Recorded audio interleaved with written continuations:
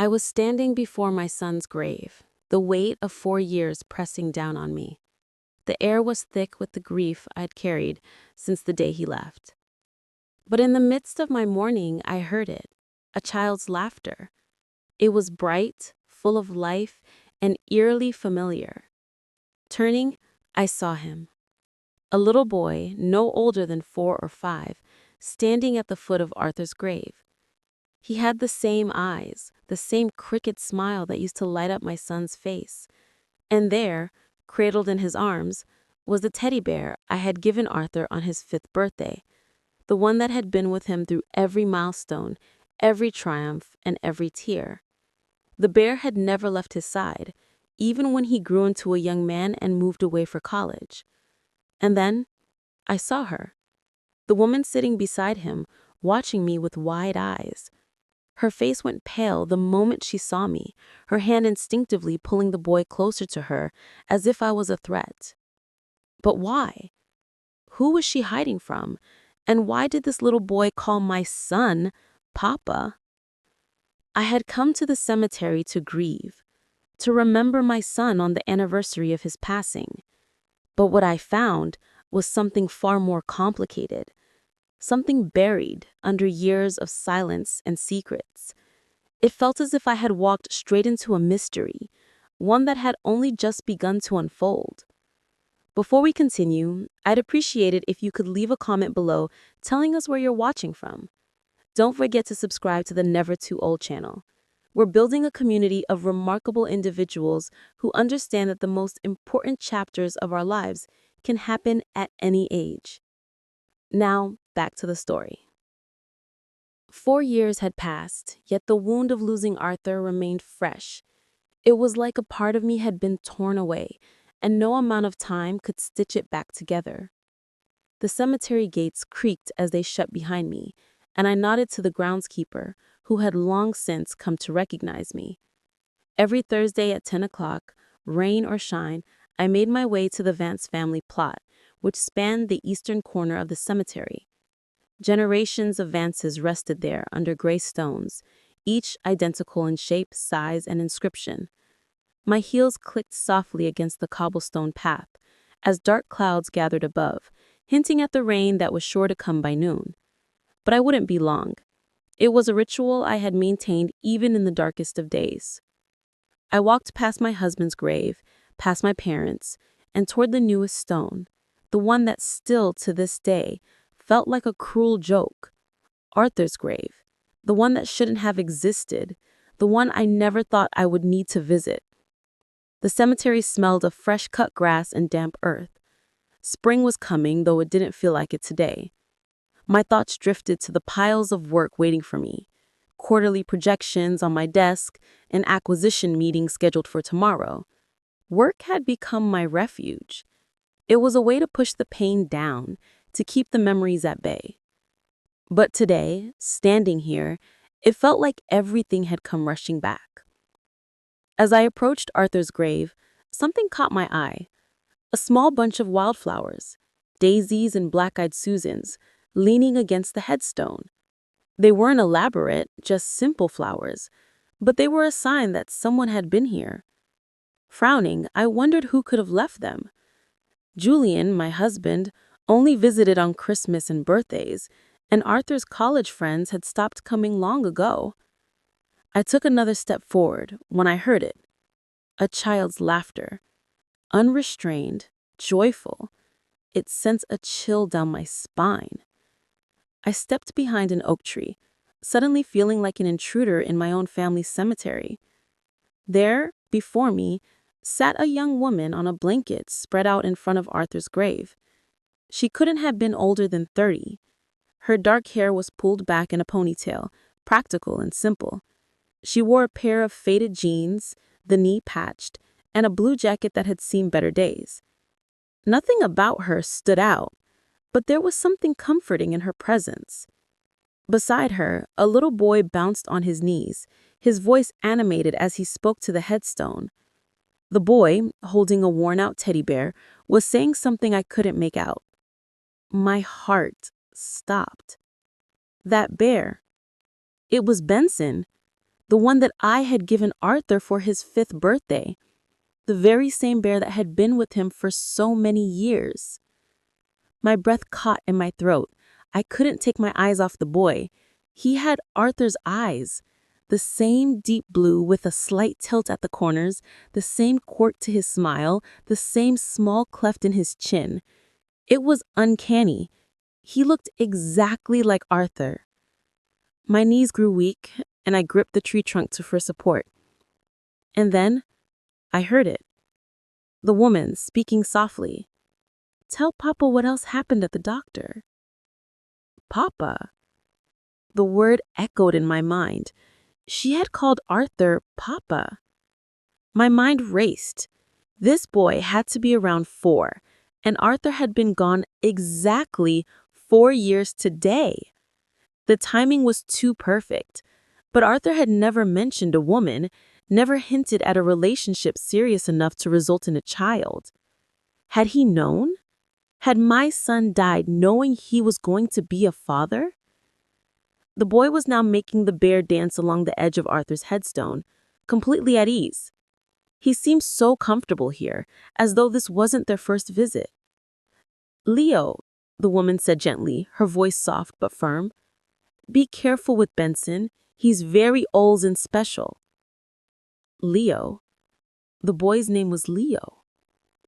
I watched them for a moment, trying to steady my breath. The woman was kind, patient with him, as though she had done this many times. She brushed his hair back in a way that reminded me so much of how Arthur used to brush his own hair from his forehead when he was young. I stepped forward, my movement catching her attention immediately. Her eyes widened with unmistakable recognition. She knew who I was. I took another step forward, the tension in my body palpable, as if the air itself was thickening around me. The woman's face was frozen in place, her eyes locked with mine, wide and full of panic. I could see her hands trembling slightly as she clutched the boy closer to her, instinctively pulling him behind her as if I might reach out and harm him. For a moment, I thought I saw a flicker of fear, a look that made it clear she had no intention of staying. She hadn't expected me to find her, hadn't expected me to come here today. But the boy, my mind couldn't reconcile what I was seeing. He was just a child with my son's eyes, my son's smile, and a teddy bear that had been Arthur's since his childhood. "Who are you?" I asked, my voice more steady than I felt. I forced the words out, though they tasted like gravel. My heart was pounding in my chest, but I couldn't let this go, couldn't let this pass without understanding what was happening. The woman's breath caught, and for a long moment she didn't say anything. Her eyes darted around as though she was calculating her options, considering her escape route. She glanced nervously toward the cemetery entrance, her lips parting as though she might say something, but the words never came. Instead, the boy, oblivious to the sudden tension, looked at me with a smile so innocent it almost broke my heart. "This is my papa," he said brightly, pointing at the headstone as though it was a living person. He patted the cold marble affectionately as though he was trying to wake someone from a deep sleep. "Papa." I took a step back, my legs nearly giving out beneath me. My mind reeled, struggling to process what I was hearing, what I was seeing. This child had just called my son, Arthur, Papa. And the woman, she had to be his mother. But why hadn't she told me? Why hadn't she come forward all these years? Why was she hiding? The woman's face went pale. She stood up abruptly, her movements tense as though she had just been caught doing something forbidden. Her hands trembled as she grabbed the boy, pulling him close to her. And for the first time, I saw something that wasn't fear, but something colder, more dangerous. A protective instinct that bordered on desperation.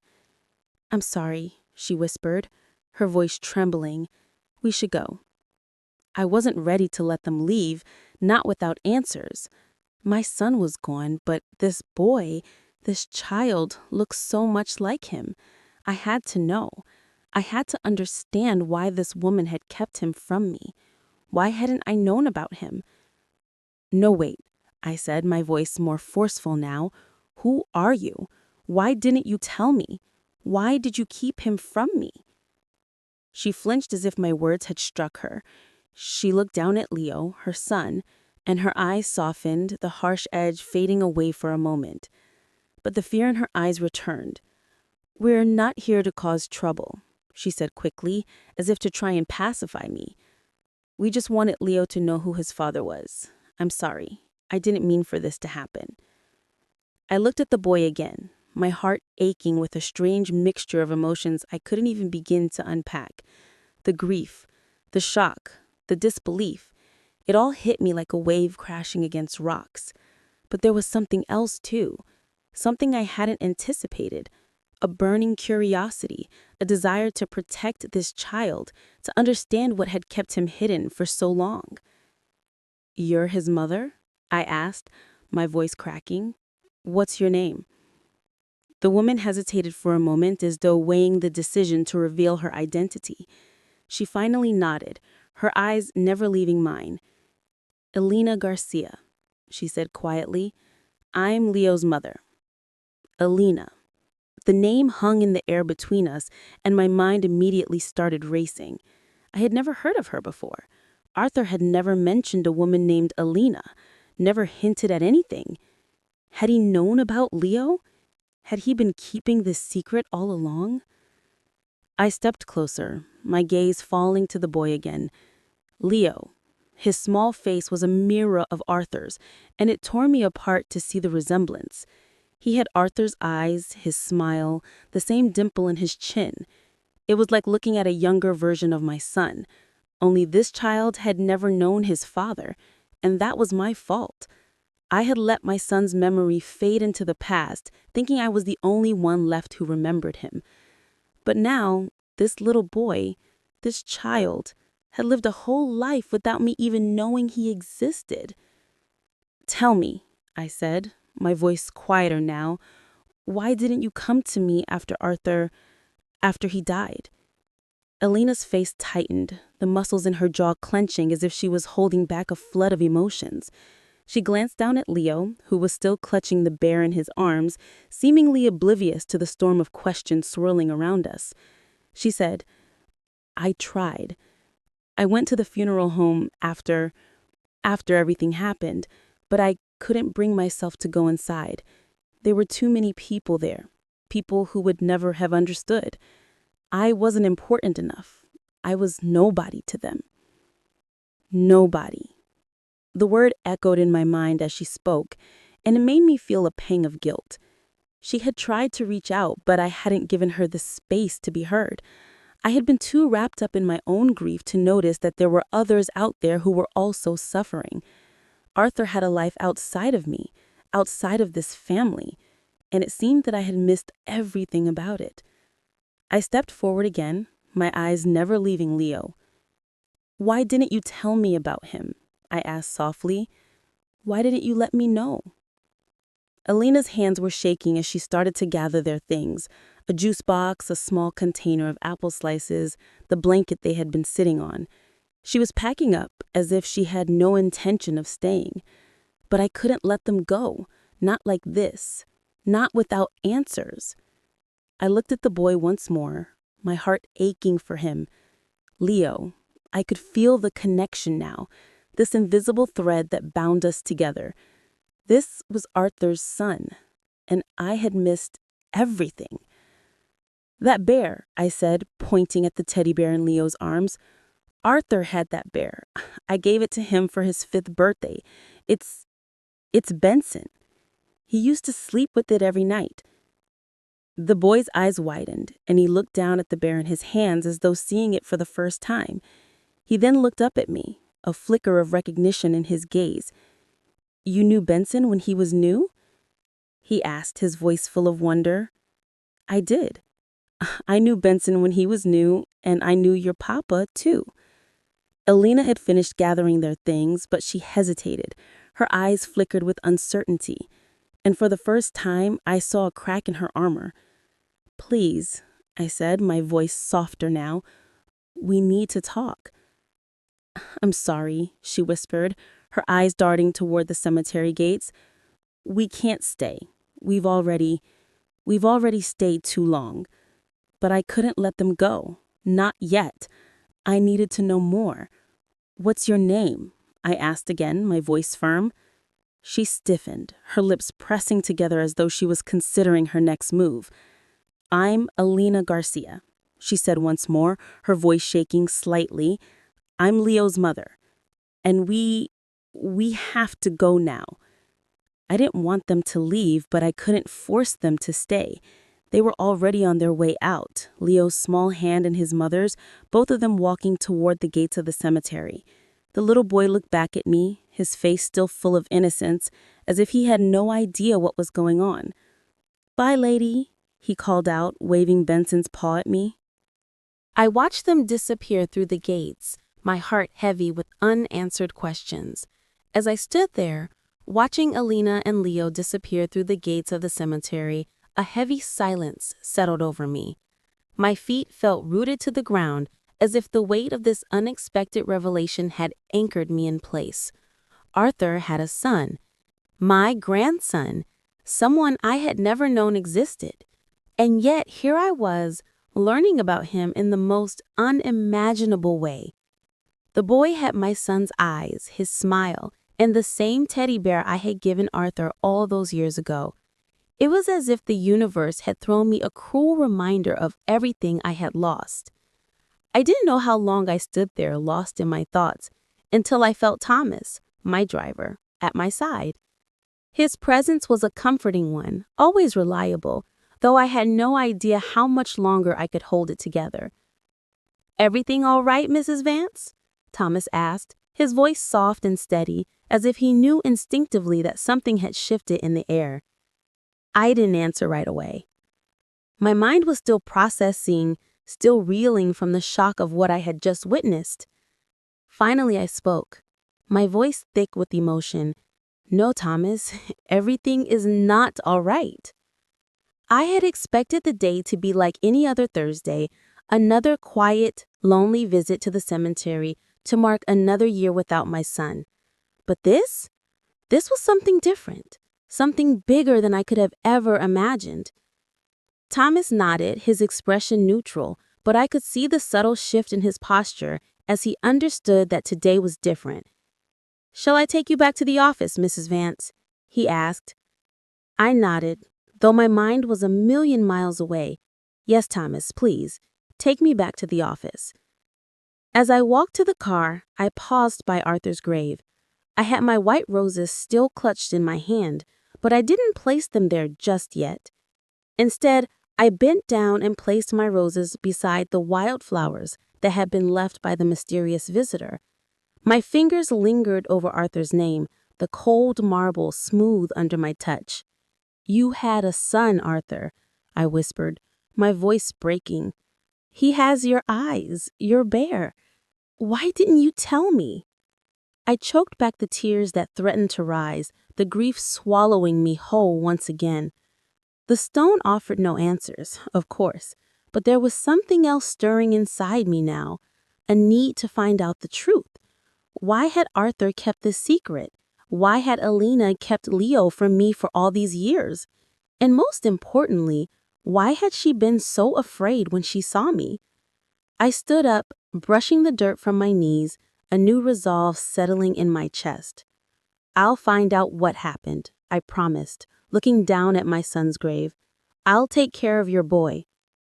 The drive back to the office was a blur. My mind was too full, too chaotic to focus on anything else. All I could see was Leo's face. His eyes, his smile, the way he held Benson like it was the most precious thing in the world. That bear meant so much to Arthur, and now it meant something to Leo. I couldn't ignore that. There was a connection there, a thread that bound us together even though we were strangers. When we arrived at the office, I walked in with a sense of urgency that I hadn't felt in years. I headed straight to my study, the one room in the house that still felt like mine alone. The mahogany panels lining the walls were warm with the afternoon light, and Arthur's Harvard diploma still hung beside the fireplace, though I hadn't been able to move it. It was like a shrine to him, a place where his memory was preserved. But today, as I sat behind my desk, I knew I had to focus on something else. I had to focus on finding answers. I picked up the phone and dialed a number I knew by heart. Frank Delaney had been a trusted advisor for years, someone who had handled sensitive matters for the company, someone who knew how to get things done quietly and efficiently. I needed him now more than ever. "Delaney," Frank answered on the second ring, his voice warm with familiarity. "What can I do for you, Mrs. Vance?" I said, my voice steady despite the storm of emotion swirling inside. "It's Amelia Vance. I need your help with something personal, completely confidential." "Of course," Frank replied immediately. "What's going on?" "I need you to look into a woman named Elena Garcia. She has a 4-year-old son named Leo. I believe the boy is Arthur's son." There was a long pause on the other end of the line. I could almost hear Frank processing the information, weighing the implications. "Mrs. Vance, are you sure about this?" Frank asked. "I'm sure," I replied firmly. "I saw them today. The boy, he has Arthur's eyes. And the woman, she's afraid. I need you to verify everything, where they live, her background, and most importantly, if they're safe." "Do you suspect they're in danger?" Frank asked. His voice dropped a notch. "I don't know," I said honestly, "but something's not right. She's hiding something, and I need to know what it is." "I'll start immediately," Frank said. "I'll be discreet. You'll have the information as soon as possible." "Thank you, Frank," I said, hanging up the phone. But as I sat there, waiting for Frank's investigation to unfold, another thought crept into my mind. Julian, my younger son, had always been the more polished one, the more controlled. But lately, I couldn't shake the feeling that something was off with him. He had been acting strange ever since Arthur's death, as if he were hiding something. His protective nature towards me, though it had always been well-intentioned, had started to feel suffocating. When I had mentioned meeting Alina at the cemetery, his reaction was immediate. It was as if he knew something I didn't, and that terrified me. The next few days were a blur of meetings, phone calls, and research. Frank had gotten back to me with a preliminary report on Elena Garcia. She was a 29-year-old single mother living in a modest apartment in the Parkside neighborhood. She worked 2 jobs, one as a junior draftsman during the day and the other as a waitress on the weekends. Alina had dropped out of graduate school 4 years ago, right around the time Arthur had passed away. She had student loan debt and a history of financial struggles, but there was nothing criminal in her background.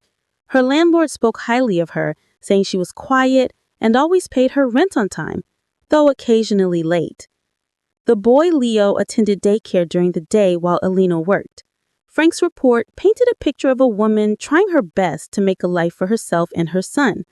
But it also hinted at something else, a certain desperation, a sense of instability that worried me.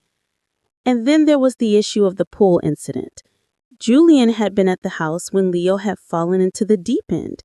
He had been the one to pull Leo out of the water, and though he had acted quickly, there was something unsettling about how the gate to the pool had been mysteriously unlocked. It wasn't supposed to be. And Julian had been the last one to see Leo near the gate. "Julian, where were you when the gate was unlocked?" I asked him one evening as we sat in the living room, the tension between us palpable. "I was in the backyard walking around," Julian replied smoothly, his eyes avoiding mine. "It's an old latch, Mother. Sometimes it gets stuck, but I made sure Leo was okay." I wasn't convinced. Something didn't add up, and I needed to find out what it was. The next step, I realized, was to confront Julian directly. But that would have to wait. There was still more to uncover about Elena, about Leo, and about what had really happened between Arthur and this mysterious woman.